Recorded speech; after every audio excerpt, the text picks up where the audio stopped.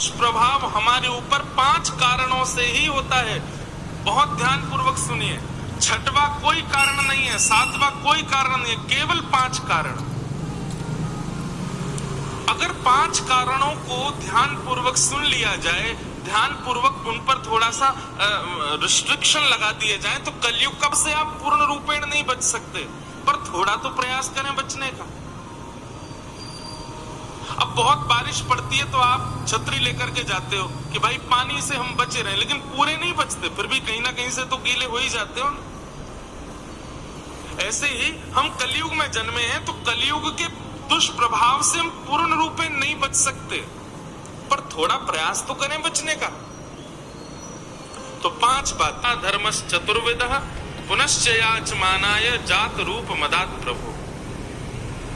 इन 5 चीजों पर आप जितना हो सके आज की कथा सुनने के बाद, अब तक यदि इन 5 में आपका भ्रमण रहा है तो कोई बात नहीं, पर आज से न एक प्रयास करो कि इन 5 से बचो।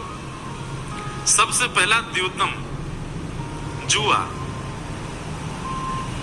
बुरा नहीं मानिएगा यहां जितने भी लोग बैठे हैं, पर हमको जब ये बात पता चलती है ना कि भैया हमारे ब्रजवासी भाई बंधु भी पे और महाराज पर सट्टा खेलें, आपस में एक दूसरे से मिलेंगे और फिर वहां पे बैठ करके और फिर खेलें।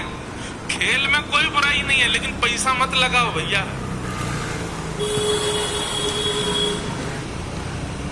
आप अभी नहीं समझेंगे, पर भविष्य में, कालांतर में, हमारे जीते जी या हमारे जाने के बाद हमारे परिवार पर उसका दुष्प्रभाव निश्चित होगा।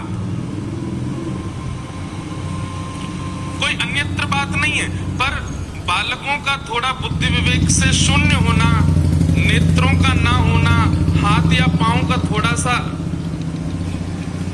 विचित्र होना जन्म के समय पर, या फिर जीवन में कोई ऐसी घटना घट जाना कि भाई कुछ गलत नहीं किया, फिर भी हमने कितने परिवार देखे, सब कुछ बहुत अच्छा था, पर एक रात्रि में ही ऐसा कुछ हुआ कि सब खत्म। जब आप लक्ष्मी का दुरुपयोग करते हैं तो पंचदेव रुष्ट हो जाते हैं आपसे। आज गणेश जी का मंगल दिवस है, आप सब लोगों को श्री गणपति भगवान के मंगल उत्सव की बधाई हो।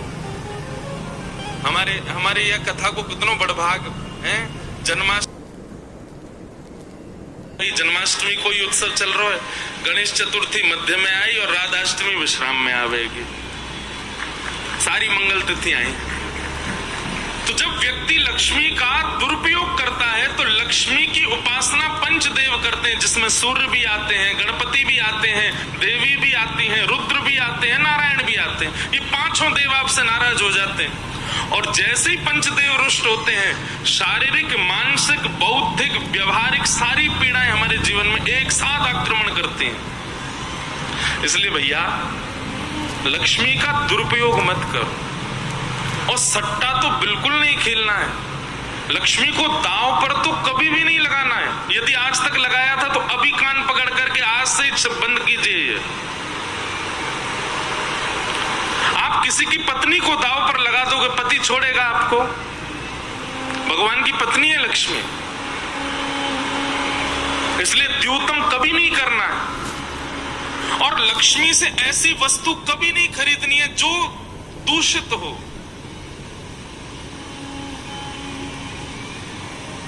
बहुत संभल कर के जीवन जिए।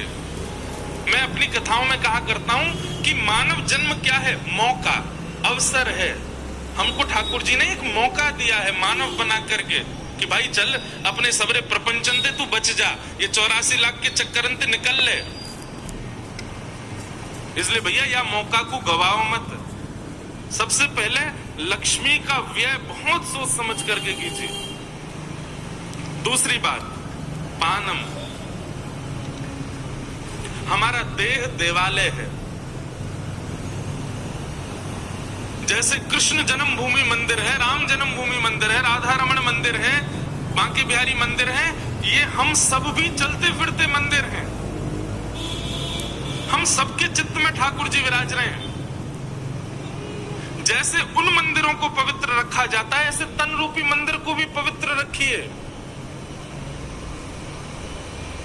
उसमें दूषित पदार्थ सेवन मत कीजिए, और विशेष रूप से मांस और मदिरा आज तक किए थे तो ठीक है, उसका प्रायश्चित कीजिए, आज के बाद मत कीजिएगा। बहुत ध्यानपूर्वक सुनो, ये दूसरा स्थान है कलयुग के प्रभाव पड़ने का।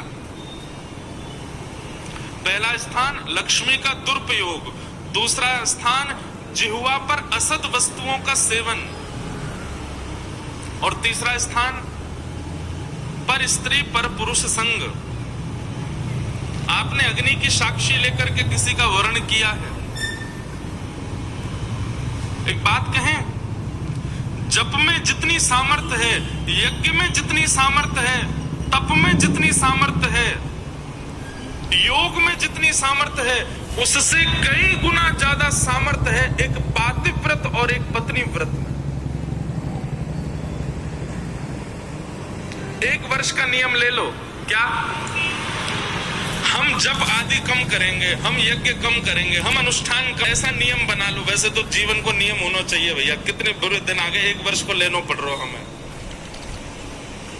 1 वर्ष तक करके देखो, क्या पतिव्रता, पति के प्रति पूर्ण भाव, पति के अन्यत्र कोई दिख जाए, चाहे कितनों महाराज सुंदर हो, कितनों योग्य हो, कितनों गुणवान हो, वाके प्रति कोई भावना ऐसे नहीं। ऐसे ही पति पत्नी के प्रति 1 वर्ष केवल इस नियम का पालन करके 1 वर्ष में आप अनुभव कीजिएगा, आप जो बोलेंगे वो हो जाएगा। पतिव्रता नारी और पातिव्रत धर्म का पालन करने वाली पत्नी, अरे कहां तक कहें, इनमें इतनी सामर्थ्य आ जाती है कि अगर सूर्य को कह दें कि आज प्रकाशित मत होना तो बादल आ जाएंगे, प्रकाश नहीं होगा। जब तब नियम साधन इसलिए इस व्रत को धारण करो। क्षमा कीजिएगा, यदि पातिव्रत और पत्नी व्रत में आप श्रेष्ठ नहीं है तो आपकी एकादशी भी विफल है, आपके सोमवार भी विफल हैं, आपके सारे व्रत एक प्रकार से विफल हो जाएंगे यदि इस व्रत में आप निपुण नहीं हो तो तीसरा क्या है, पर स्त्री पर पुरुष संग नहीं करना, और चौथा